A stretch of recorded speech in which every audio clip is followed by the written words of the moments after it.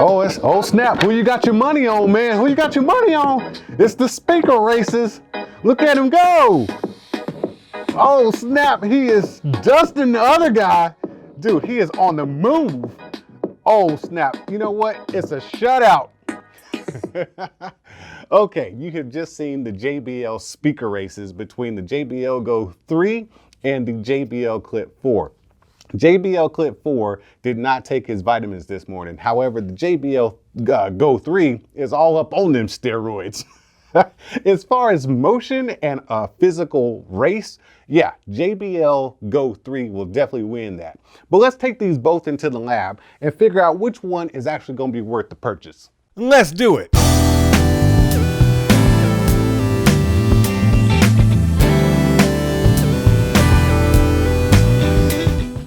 All right, Wilson, you ready to do this? Let's dissect these things, man.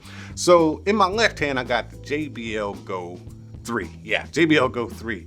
And in my left, or wait a minute, did I do that right? In my left hand, I got the Go 3. In my right hand, I got the JBL Clip 4. Now, here's the story behind the Clip 4. Years ago, I started out with the Clip 1, and I used to have it clipped on my bag 24/7, like all the time. It was my go-to on the move speaker. And then at some point I took it off and I never went back to the JBL Clip series. Not because I found something better. It was really just because I didn't really need the speaker anymore. I guess I just kind of stopped going places. But here we are today, many years later, with a JBL Clip 4. This is the hot new item from JBL, and the price tag is about like 70 bucks or somewhere around that stupid price range. And then this one right here, the Go 3, I didn't even know this was a thing, and they've done this 3 times. Check it out right there. This is the Go 3. So they've done this one 3 times, and this is the 3rd iteration of it. And I really like the design, man. I love this colorway. I actually wish I would have got the same color in the JBL Clip 4 because I really like this colorway, man. Shout out to my man, Your Average Consumer, man. I think this is his color right here. What is this, teal? I think that's his jam right there. So shout out to Average Consumer because this is right up his alley. But the thing is, the Go 3 cost about, I think I paid like 30 bucks for this one, 35 or something like that. Then I paid like 70 something for this one after tax. I have to check and see, but for all intents and purposes, we're gonna go with 30 and 70. Is the Clip 4 worth $40 more? Because honestly, they use the same technology, same driver, and I think $70 is a ridiculous price to pay for a speaker this size anyways. So get on in here, Wilson. Let's look at these a little bit closer. So on the Go 3, they are both Go style speakers, meaning that, let's back up a little bit, meaning that they both have a way to clamp or clip or hang on a device such as a backpack or a bike or something like that. You got this lanyard right here. It does not stretch on the, whoa, another little sound test. It has a little lanyard right here, and I love the lanyard, man. I really do. The first time I ever saw a lanyard like this was on the what is it, the UE Wonder Boom, and it is a good lanyard. It's very durable and tough. It's got the neoprene right here to make sure it doesn't, you know, fray and stuff like that. I really like that. Now I wish all speakers, the Go portable type of speakers had something like this. And then you got this mesh wrapped all the way around it, 360 degrees. But on the bottom of the speaker, so this is how you sit it on the ground, okay? You just kind of sit it like that if you want it to fire at you, okay? And this is gonna be great because it's got this kind of this grid or lines right here, which are very, I don't know what the term is to use for it, but it's not gonna go anywhere, okay? Now I'm pressing button. Let me just turn this off. But on the bottom side of the 3, you got this pad, okay? And this pad is utterly useless. It just slides all over the place, as you saw earlier in the video. If you lay it down to where you're firing it up, and that's actually the way I think this speaker should be used. Like if you're sitting at a table, you kind of want it firing up. That way the sound just projects out and up towards the environment versus in one direction. But if you lay this thing flat, it's gonna fall off a table. Or unless you're putting it on carpet or something like that, it is going to vibrate off the table. And that doesn't mean it's really booming that hard. If you put your ear up to it, you're gonna hear the boom, but it doesn't boom out in the environment. So, you know, it's just a lot of vibration going on here that's not controlled by this pad right here. And I hate that. It's absolutely worthless.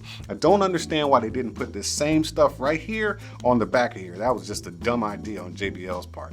It doesn't even look good. I mean, this would have looked good, but enough of me complaining. On the other side, we have this Bluetooth button, some labeling right here, Go 3, and let you know what speaker you got.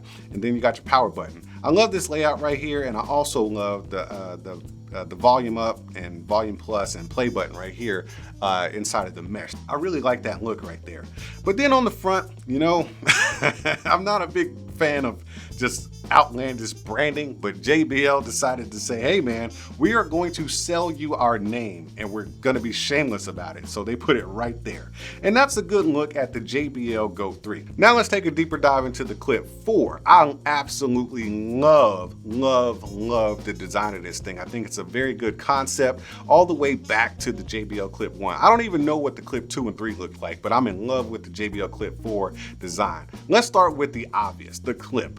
Okay, I don't know if this is plastic or metal on this side. It's coated with some type of neoprene or something like that, and that's good. I hope it's metal because this part right here is actually, it feels like a metal. I hope it's metal because it needs to be durable. It really does feel like a metal, maybe an aluminum or something. And then we get that coating coming back where you see Clip 4. There's that branding again. But this is okay because you kind of need to know, you know, just in case you forget and your friend asks you, hey man, what speaker is that? Well, it's the Clip 4. But then we come around to the clip again and it is a big hook. And this one is actually better than the first version. Going back to the Clip 1 because it actually allows for more flexibility in getting it into something. That was one of my major gripes about the Clip 1 is that it was really hard to use that clip. It just wasn't very practical the way they designed it. But this is good, man. Big wide open clip. You can put this mug on a bag if you want to and just ride out. Then right here we have what is an LED. Can you see that in there? It's an LED. To me, I think it's kind of, well, I guess it's a useful tool to have right there. I'm not sure why they put it there though, because all the buttons are somewhere else. So we have the power button right there, and then we got the Bluetooth syncing button right there. And then on the front of the speaker, we have the minus, the plus, and the play, which I'm totally cool with, but I just wish they wouldn't have put all the buttons in different areas, especially these right here. These are the ones that I always end up looking for, the power button and the Bluetooth button. These are easy to find because they're right on top of that big ass JBL logo. Hey, buy my stuff. You're buying my name. You're gonna pay $70 for this name right here, okay? And then on the backside, we got that shoe, okay? That shoe, the shoe sole stuff is what I'm gonna call it. This is awesome. This is clutch right here because when you put it on the table, it doesn't move. You saw in the race yourself. The JBL Clip or Go 3 was just zooming along. Look at that. It's like, okay? And then the Clip 4 was just kind of sitting there stagnant. It was not moving at all. Okay. So here's the deal between the two speakers. They have the same technology, same drivers, but do they sound different? I guess we're gonna have to figure that out now. Okay, I got both of these mini beasts hooked up to my phone and they are going to play at 60% volume and then I'll play them at 100% volume on the same track. Here we go. Obviously you can see that one's playing.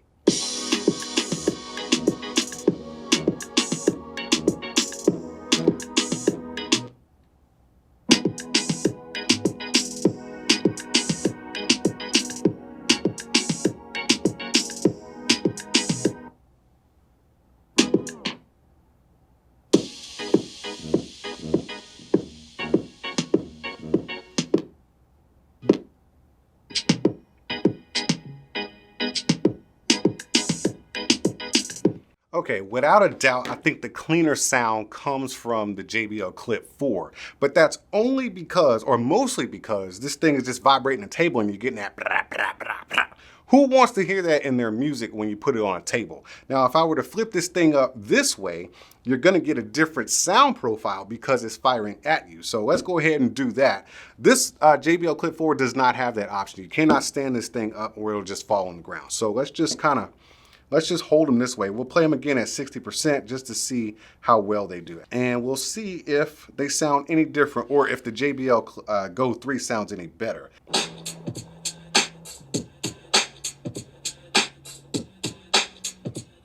Clip 4.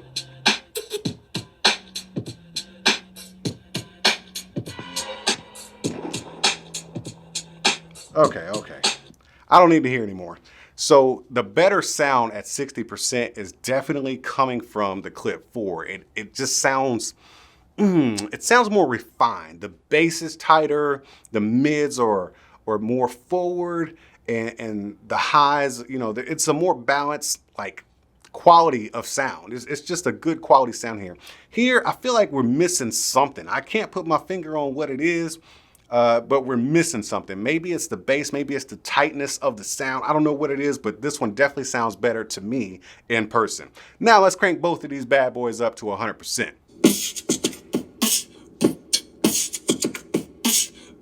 Gotta get to be still.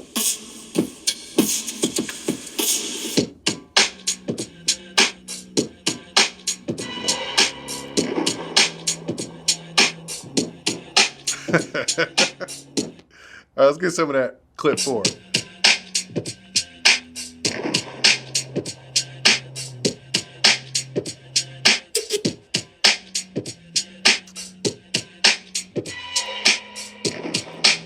All right, now I'm gonna go ahead and hold the Go 3 slightly off the table, that way you can hear it, okay?